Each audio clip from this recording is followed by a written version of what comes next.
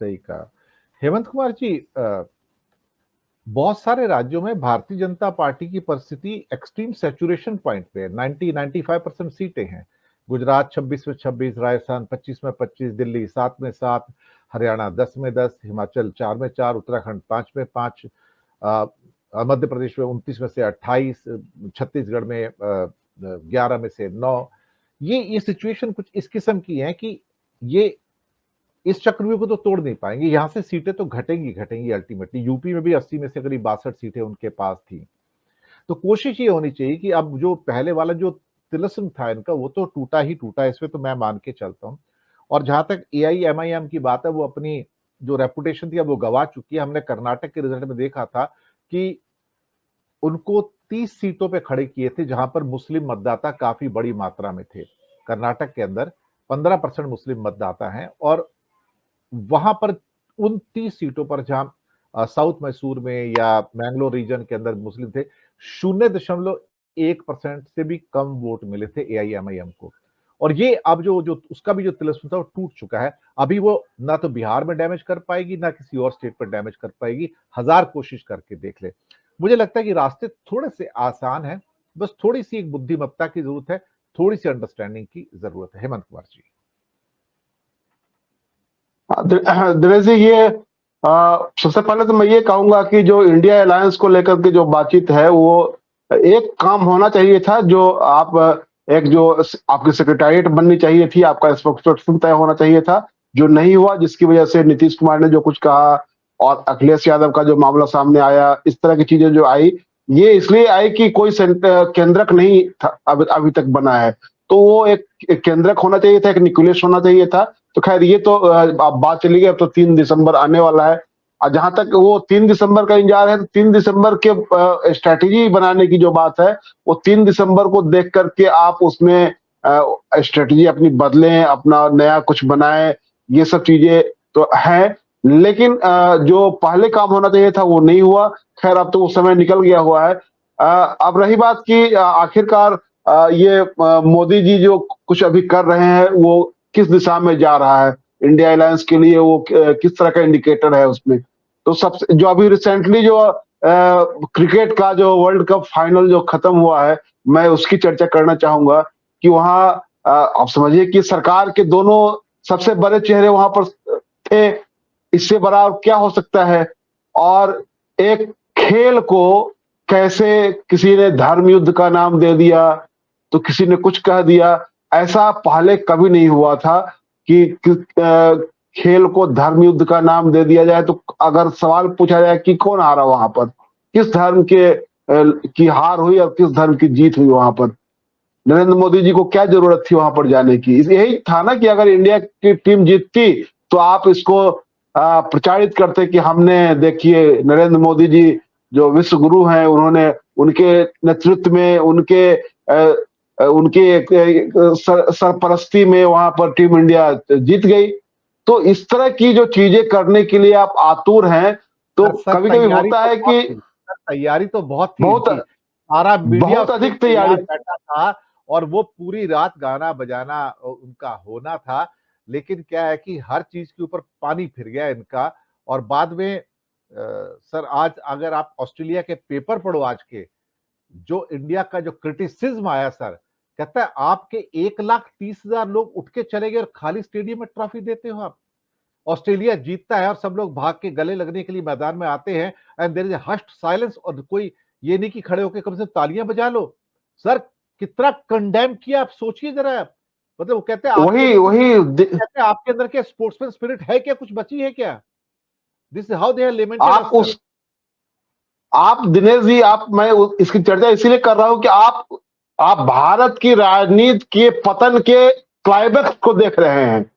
जो भारत की राजनीति का जो पतन है, उसका ये शिखर है, ये कि किस स्तर पर चला गया हुआ है। पतन का शिखर मैं कह रहा हूं कि आप पतन के शिखर पर पहुंच गए हुए हैं कि आपने क्या किया है। और इस क्रिकेट डिप्लोमेसी आप करने गए हुए थे ना, लेकिन आपकी पूरी नाक कट गई पूरी दुनिया में। आपने जो कुछ तमाशाओं पर खड़ा किया, आपने अपने आप को इतना असहिष्णु बना दिया। ये सोच क्या है, ये दूसरे के बारे में ही नहीं बल्कि भीतर भी आप, ये सोच है वर्चस्ववाद का, ये सोच है एक तरह से आपके भीतर जो ये वर्चस्व की जो मानसिकता है कि नहीं जीतेंगे तो हम ही, राज करेंगे तो हम ही, खेल में भी हम ही जीतेंगे। अरे ये कैसा खेल है भाई कि आप कह रहे, आप ये सोच कर उतर रहे हैं कि नहीं हम ही जीतेंगे। वो वहां 11 खिलाड़ी, ऑस्ट्रेलिया के 11 खिलाड़ी भारत के खेल रहे थे, ये उनकी हार जीत है और ये स्पोर्ट्समैन स्पिरिट के रूप में देखा जाना चाहिए। ऑस्ट्रेलिया की टीम जीतेगी तो आप उठ करके भाग जाएंगे, आप मातम मनाने लगेंगे, यही आप लोग आपने माहौल बनाया है। ये अगर लोग भाग गए उठ करके, इसके लिए जिम्मेवार अगर कोई है तो ये इनकी राजनीति जिम्मेवार है कि इन्होंने ऐसा माहौल क्रिएट किया। आपने मीडिया को इस तरह के बनाया, जो आपका जो भोपू मीडिया है वो इसको धर्म युद्ध कह रहा है। क्या आपने बना दिया क्रिकेट को, और इसकी वजह से ऑस्ट्रेलिया में जो आप चर्चा कर रहे हैं, जो इनकी आलोचना हो रही है, तो मैं समझता हूं कि प्रकृति कभी कभी हदें जो आप पार करने लगते हैं तो उन हदों में आपकी हदें तय कर देती है प्रकृति, और प्रकृति ने यह तय किया है। आप जो क्लाइमेक्स, जो वहां पर एक तरह से क्लाइमेक्स हाइप क्रिएट करना चाह रहे थे, आप उस पर इतना बड़ा वज्रपात हुआ है कि ये आने वाले समय का संकेतक है, ये इंडिकेटर है कि आप क्या करना चाह रहे हैं और आप किधर देश को ले जाना चाह रहे हैं। तो इन जो 5 राज्यों में जो चुनाव हुए, जहां आप 2 राज्य बचे हुए हैं, तो ये जो इंडिकेटर आ रहे हैं वो सब कुछ आपके खिलाफ है। और निश्चित रूप से आपने जो कुछ किया है आप बर्दाश्त करने के लिए तैयार नहीं। आप दूसरे छोड़ दीजिए, कांग्रेस को, इंडिया अलायंस के पार्टनर्स की बात छोड़ दीजिए, आप अपने लोगों को बर्दाश्त नहीं करना चाहते हैं। आपने वसुंधरा को बर्दाश्त नहीं किया, आपने रमन सिंह को बर्दाश्त नहीं किया, आपने शिवराज को बर्दाश्त नहीं किया, तो आप किसको बर्दाश्त करेंगे। तो आपने तो ऐसी स्थिति पैदा कर दी है कि आपने अपने लिए बड़ा सा कुआं खोद लिया है, और आपको 3 दिसंबर के बाद नजर आएगा दुनिया को कि आप किस कुएं में कब छलांग लगाएंगे। ये लोग प्रतीक्षा करेंगे कि आप कब छलांग लगाने जा रहे हैं उधर। तो ये जो पूरा क्रिकेट, मैं समझता हूं कि आज का पूरे भारतीय राजनीति का एक तरह से जो अहमदाबाद में जो क्रिकेट मैच हुआ, वर्ल्ड कप फाइनल, उसने एक तरह से आपको दिखा दिया कि आप किस दिशा में जा रहे हैं। आपने कितना बड़ा इवेंट मैनेज किया, आपने उस स्टेडियम में मैच रखवाया जिसका नामकरण आपने अपने नाम पर कर रखा है। देश में ऐसा कभी नहीं हुआ कि किसी प्रधानमंत्री ने कुर्सी पर रहते हुए किसी स्टेडियम का नाम अपने नाम पर करवा लिया हो। तो आपने कुछ ऐसा कुछ नहीं है हेमंत कुमार जी, वो इम्पोर्टेंट नहीं है।